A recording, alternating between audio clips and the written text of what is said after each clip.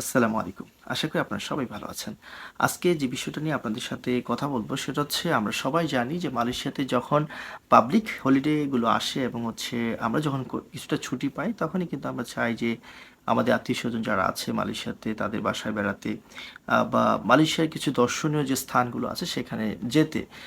Because সবাই শুধুমাত্র টাকার জন্য কিন্তু মালয়েশিয়া যাচ্ছে না। আমরা টাকার পাশাপাশি কিন্তু ট্রাই করি যে অ্যাটলিস্ট পাবলিক হলিডে যে সময়গুলো আছে সেই সময়গুলোতে মালয়েশিয়ার যে দর্শনীয় স্থান আছে সেইগুলোতে যাওয়ার। সো এটা ভুল না, এটা আমাদের একটা চাওয়া পাওয়া এবং এটা আমাদের প্রয়োজন। বিকজ আপনি যদি কোনো একটা দেশে যান আপনি ট্রাই করবেন ওই দেশটার সৌন্দর্য, ওই দেশটার সব কিছু একটু দেখার জন্য, এবং এটা অনেক ক্ষেত্রে রিফ্রেশমেন্টের একটি অংশ। তবে অন্যদিকে এই যে ঘুরতে যাওয়া বিষয়টা অথবা আমরা আমাদের রিলেটিভসদের কাছে যাই, সেখানে একটা কনসার্নের বিষয়টা হচ্ছে যে যাদের ডকুমেন্ট কমপ্লিট না তাদের জন্য কিন্তু এটা খুব বেশি একটা প্যারার বিষয় এবং হচ্ছে যে কোনো সময় কিন্তু তারা ইমিগ্রেশনের হাতে পড়তে পারে এবং যে কোনো সময় তাদেরকে কিন্তু বাংলাদেশে ব্যাক করতে হতে পারে। সো এই জন্য এই ভিডিওটা তৈরি করা। আশা করি আপনারা সম্পূর্ণ ভিডিওটা দেখবেন এবং হচ্ছে যারা এখনও চ্যানেলটি সাবস্ক্রাইব করেন অবশ্যই সাবস্ক্রাইব করবেন। সো আসেন মূল ভিডিওতে যাই। মালয়েশিয়ার ইমিগ্রেশন কিছু হটস্পট কিন্তু তারা তালিকাভুক্ত করেছে, যদিও তারা এটা তাদের কৌশলগত কারণে তারা প্রকাশ করেনি। তবে কিছু আমরা জেনেছি সেটা হচ্ছে পেট্রোনাস টুইন টাওয়ার্স এবং হচ্ছে বুকিত বিন্তাং এরিয়া, তারপর কেএলসিসি, দেন হচ্ছে কোতারায় এবং হচ্ছে জালান সিলাং। আপনারা অবশ্যই অবগত আছেন যে জালান সিলাংয়ে কিন্তু গত 1 বছর আগে এমন একটা অপরাধী হয়েছিল যেখানে প্রায় 1200-র মতো ফরেনার্সদের কিন্তু গ্রেপ্তার করে নিয়ে যায় এবং পরবর্তী ইমিগ্রেশনের যে রুলস অনুযায়ী সব কিছু কিন্তু তারা সম্পন্ন করে এবং ম্যাক্সিমামকে কিন্তু দেশে পাঠিয়ে দেয়। সো এই যে হটস্পটগুলো আমি যে বললাম আপনাকে, Petronas Twin Towers, Bukit Bintang, KLCC, Jalan Silang, Kotaraya, এই যে কয়েকটা হচ্ছে মেজর জায়গা যেখানে অনেক আনডকুমেন্টেড বা যাদের ডকুমেন্ট কমপ্লিট না তারা কিন্তু থাকে এবং সেটা কিন্তু ইমিগ্রেশনের নজরে আছে এবং তারা কিন্তু কয়েকদিন পর পর সেখানে অপরাধী চালায়। এবং এই যে ঈদের একটা সময় আপনারা অনেকেই ট্রাই করতেছেন যে একটু ঘোরার জন্য, যদিও আপনাদের ডকুমেন্ট নাই। আমি এটা রিকোয়েস্ট করবো আপনারা যারা এই কাজটা করতেছেন, এই দুঃসাহস দেখাচ্ছেন, মালয়েশিয়ার ইমিগ্রেশন কিন্তু আগের অবস্থায় নেই। তারা কিন্তু অনেক তৎপর এবং তারা জানে যে কোন জায়গাগুলোতে আপনার ফরেনার্সরা একত্রিত হয় বা কোন জায়গাগুলোতে ফরেনার্সরা আসে সেই জায়গাগুলোতে কিন্তু তারা অপারেশন চালাচ্ছে এবং হচ্ছে তারা ডকুমেন্ট চেক করতেছে এবং তারা তাদের যে নেসেসারি স্টেপগুলো আছে সেগুলো নিতেছে।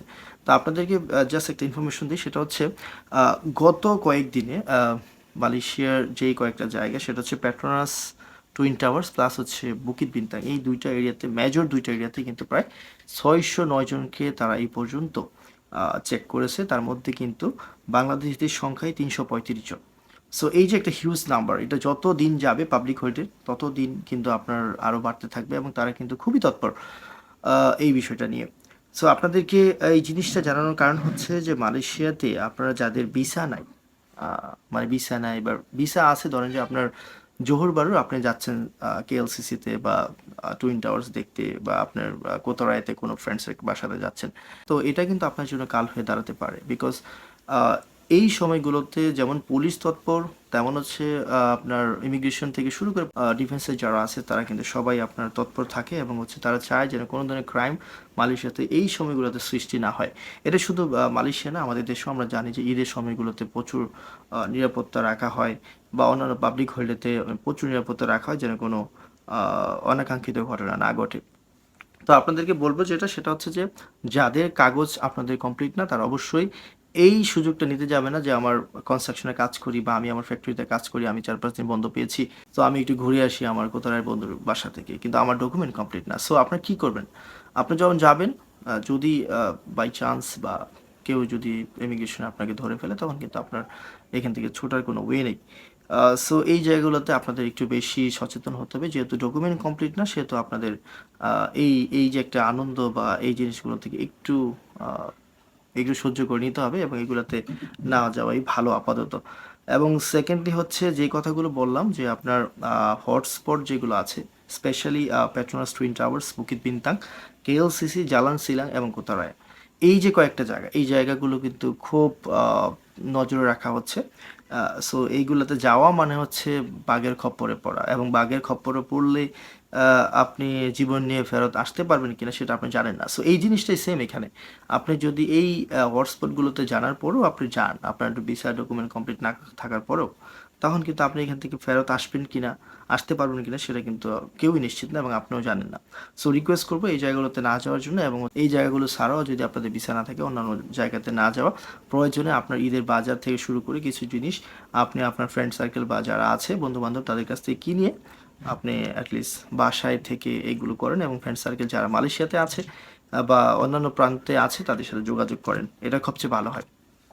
আর এই যে আপনার অপারেসিগুলো হচ্ছে বিভিন্ন জায়গায় এবং হটস্পটগুলোতে, এই ক্ষেত্রে লোকাল যারা তাদের একটা ইন্ধন এখানে আছে এবং তারা কিন্তু প্রচুর কমপ্লেন দিচ্ছে। আমি কতগুলো ফেসবুক পোস্টে গিয়ে কিন্তু দেখতে পাচ্ছি যে লোকালরা এই যে অপারেসিগুলো মালয়েশিয়া ইমিগ্রেশন চালাচ্ছে, তারা এটা দিয়ে হ্যাপি না। মানে এই যে অপারেসিগুলো হচ্ছে এত পরিমাণ অপারেসি তারপরেও তারা হ্যাপি না। তারা বলতেছে যে আমরা কোনো ধরনের সেরকম গঠনমূলক কোনো কাজ দেখতে পাচ্ছি না ইমিগ্রেশন থেকে। তারা বলতেছে so many Banglas are doing business here, sending money to their country. We cannot earn so much. We cannot talk with them, even though we cannot maintain our business well because of they are so powerful and also they are taking over our businesses. So এই যে বিষয়গুলো তারা বলে এবং হচ্ছে তারা বলতেছে there is no organized operacy from the immigration, so many things they are talking about. এই যে বিষয়গুলো তারা বলে এবং হচ্ছে তারা কিন্তু সব সময় তারা সমালোচনা করতেছে ইমিগ্রেশনের কোনো কাজ দ্বারা তারা সন্তুষ্ট না। যদি তারা সন্তুষ্টই হতো, যদি তারা দেখতো যে সেরকমভাবে অপরাসি হচ্ছে, প্রত্যেকটা আনডকুমেন্টেড লোককে গ্রেপ্তার করে নিয়ে যাচ্ছে এবং তারা বিজনেস করতে পারতেছে, তাহলে কিন্তু তারা খুব হ্যাপি হতো। সো এই যে প্রবলেমগুলো তারা জানাচ্ছে, সেই সাথে আমাদেরও অনেকগুলো প্রবলেম আছে। আমরা অনেক গ্যাদারিং করি এবং হচ্ছে আমরা কিছু কিছু জায়গাতে মানে আমাদের এই যে কার্যকলাপ সেগুলোতে আসলে খুবই দুঃখজনক। অনেক জায়গাতে আমরা গিয়ে প্রচুর ডার্টি করে ফেলি এবং হচ্ছে প্রচুর লোক সমাগম হয়ে ওদের চলাচলে কিন্তু আমাদের কারণে বিঘ্ন ঘটে। সো আপনাদের একটা জিনিস খেয়াল রাখতে হবে যে আমাদের কোনো কারণের জন্য লোকালদের কোনো প্রবলেম না হয়। তাহলে কিন্তু তারা কমপ্লেন জানায় এবং কমপ্লেনের ভিত্তিতেই কিন্তু অপারেসিগুলো হয়।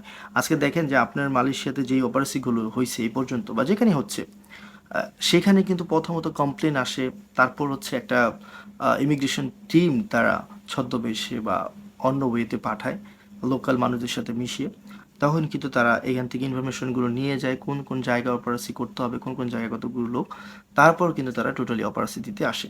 তার মানে হচ্ছে যে আমরা যখন কমপ্লেনের জায়গাটা তৈরি করি তখনই কিন্তু তারা কমপ্লেন দেয় এবং হচ্ছে ইমিগ্রেশন টিম পাঠায়। তারা কিন্তু একটা নজরদারির মধ্য থেকে তারপরে হচ্ছে টোটাল একটা টিম, 50 জনের টিম, 70 জনের টিম নিয়ে কিন্তু তারা ফুল অপারেশন চালায়। সো আপনাদের কাছে এই জিনিসটা আরেকটু ক্লিয়ার করতে চাচ্ছি যে লোকালরা কমপ্লেন দিলেই কিন্তু আমাদের জন্য এটা কাল হয়ে দাঁড়ায়। অনেক জায়গায় বলতেছে কেএলসিসিতে আসার জন্য, কেএলসিসিতে এসে অপারেশন চালানোর জন্য এবং অনেক লোকালরা মানে অতিষ্ঠ হয়ে যাচ্ছে বাংলাদেশিদের কারণে। তারা বলতেছে যে বাংলাদেশিদের কারণে আমরা আমাদের ব্যবসা বাণিজ্য সব কিছু চালাতে পারছি না। সো এরা অনেক পাওয়ারফুল হয়ে গেছে, এদের অনেকের ডকুমেন্ট নেই কিন্তু তারা প্রচুর বিজনেস করতেছে। সো এই জিনিসগুলো অনেকটাই কিন্তু ভুয়া কথা সত্যিকার অর্থে। সবার তো এরকম না যে ডকুমেন্ট নাই। অনেক মানুষ কিন্তু ডকুমেন্ট নিয়ে, অনেক বাংলাদেশের ডকুমেন্ট নিয়েও কিন্তু তারা ব্যবসা করে।